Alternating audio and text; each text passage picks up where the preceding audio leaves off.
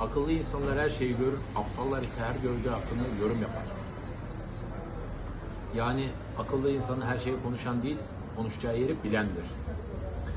Öyle olsa Şems Tebrizi böyle demezdi. Çok konuşmak kişi yarasaydı Allah iki ağız bir kulak verir. Dedi. Örneğin Yunus Emre şöyle demezdi.